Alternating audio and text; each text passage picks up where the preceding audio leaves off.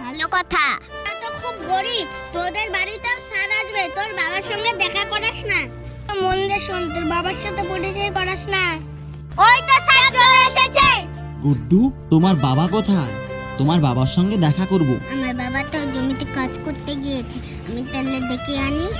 না না না, তোমার বাবাকে জমিতে ডাকতে যেতে হবে না, আমি বরং তোমার সাথে তোমার আবার জমিতে যাই, চলো। দেখ ওর কি সাহস, তাও ওর বাবার সঙ্গে দেখা করতে নিয়ে যাচ্ছে। নিজের তো জামাও নেই, ওর বাবার জামা ও পরেছে।